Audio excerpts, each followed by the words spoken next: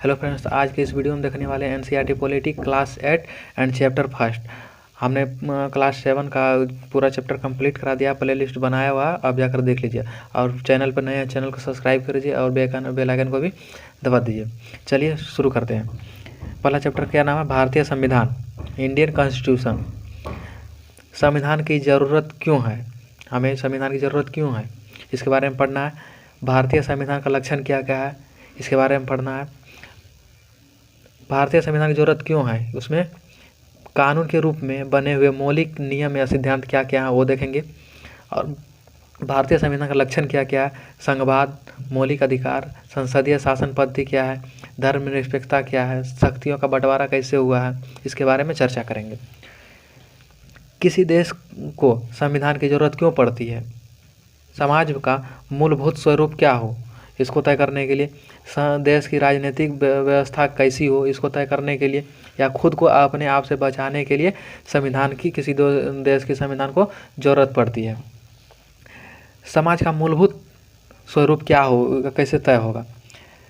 समाज में कई समुदाय होते हैं, समाज में क्या होता है, कई समुदाय होते हैं, कई रिलीजन्स होते हैं जो सभी मुद्दों पर सहमत नहीं होते हैं। जो क्या होते हैं, सभी मुद्दों पर सहमत, इसीलिए नियमों का समूह होना चाहिए। उसलिए संविधान क्या है, नियमों का एक समूह है, वो होना जरूरी है। देश को चलाने की पद्धति के लिए संविधान चाहिए। फॉर एग्जांपल नेपाल का रहा है, ठीक है। नेपाल 1990 में यहाँ राजतंत्र था। 1990 में क्या था, राजतंत्र था, वहाँ पे राजा का शासन चलता था। 2006 में राजतंत्र खत्म हो गया और राजा का शासन जो है खत्म हो गया, वहाँ एक लोकतांत्रिक शासन पद्धति चालू हो गया।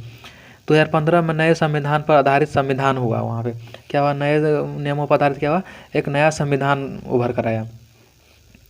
1934 में भारतीय राष्ट्रीय कांग्रेस ने संविधान सभा के गठन की मांग की।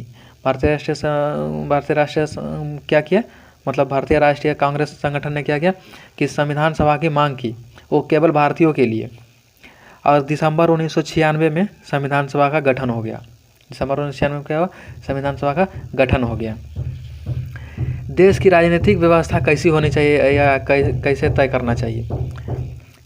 निर्णय प्रक्रिया, लोकतांत्रिक शासन पद्धति में लोगों के पास यह अधिकार होना चाहिए, कानून में यह अधिकार होना चाहिए कि लोग अपना प्रतिनिधित्व खुद चुन सकें।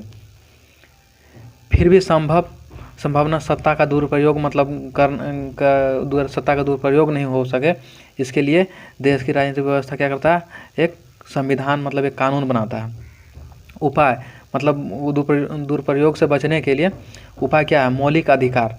उपाय में क्या है, मौलिक अधिकार, उसका समता के आधार पर अधिकार है। उदाहरण के लिए समता का अधिकार, असमता का नहीं।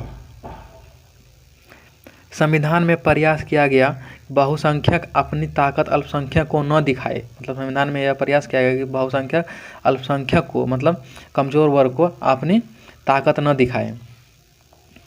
निरंकुशता न हो, निरंकुशता न हो। जैसे निरंकुशता से क्या होता है, अंतर समुदाय और अतः समुदाय। हिंदू मुस्लिम में क्या हो, छुआछूत का भेदभाव न किया जाए। खुद को अपने आप से कैसे बचाएं, यानी to save us from our self.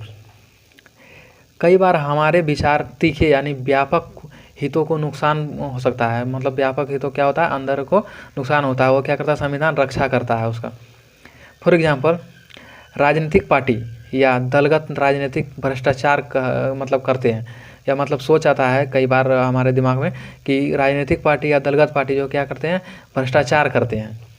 तो कभी दिमाग में ये आता है कि सैन्य शासन होना जरूरी है, तानाशाही लागू कर देना चाहिए, ऐसा दिमाग में आता है।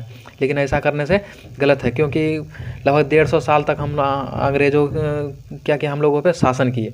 उससे बचने के लिए, शासन से बचने के लिए क्या किया, हम लोगों ने संघर्ष किया और अपना संविधान बनाया, अपना कानून बनाया। भारतीय संविधान का मूल लक्षण क्या क्या है, मुख्य लक्षण क्या क्या है। भारत को एक लोकतांत्रिक देश होना चाहिए, प्रत्येक नागरिक को समान माना जाएगा। भारत का एक मूल्य लक्षण है कि भारत का जो एक लोकतांत्रिक देश होना चाहिए और प्रत्येक नागरिक उस देश में समान होना चाहिए, समान माना जाएगा। सभी को सरकार में हिस्सेदारी का अधिकार हो, सभी को क्या हो, सरकार चुनने का अधिकार होना चाहिए।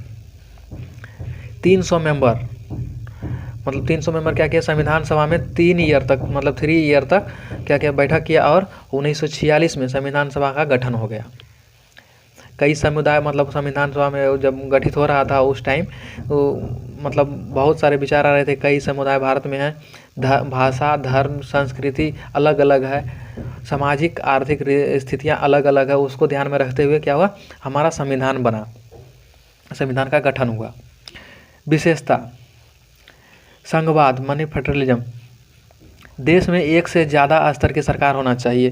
संघवाद कहता है कि देश में मतलब एक से ज़्यादा स्तर की सरकार होना चाहिए। हमारे देश में त्रिस्तरीय सरकार है, राज्य सरकार, राज्य स्तर पर सरकार, केंद्र स्तर पर सरकार और पंचायत स्तर पर सरकार है। संसदीय शासन पद्धति, सरकार के सभी स्तर पर प्रतिनिधियों का चुनाव लोग खुद करते हैं। सरकार क्या करते हैं, सरकार के सभी स्तर पर प्रतिनिधियों का चुनाव खुद करते हैं, लोग खुद करते हैं।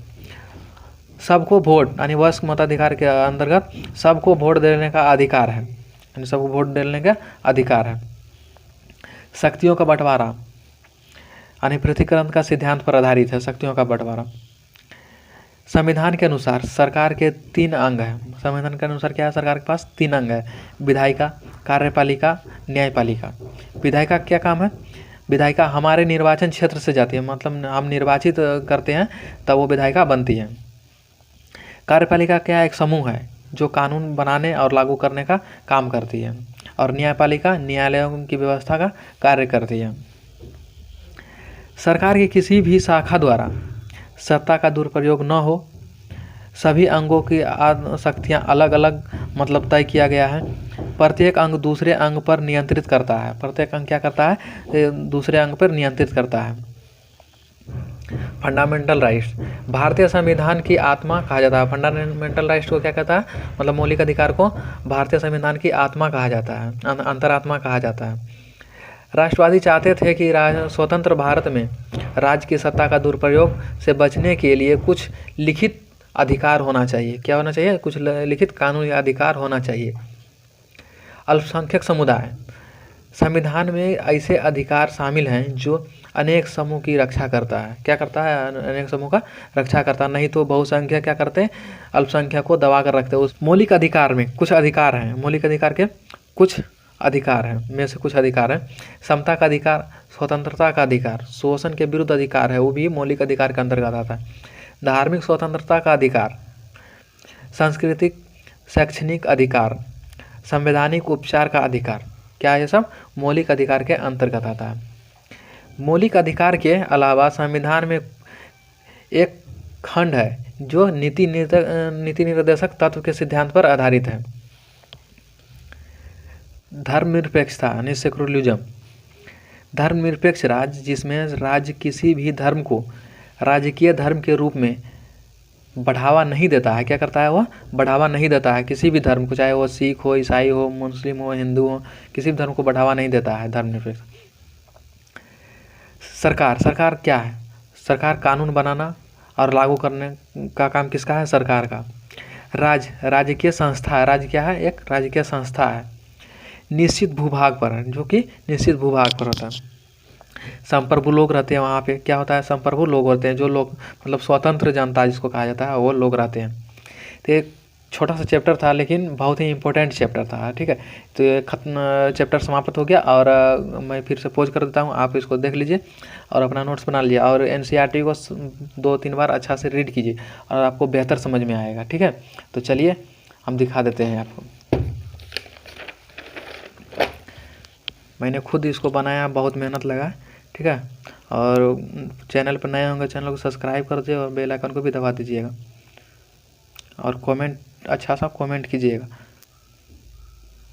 कि वीडियो आपको कैसा लगा।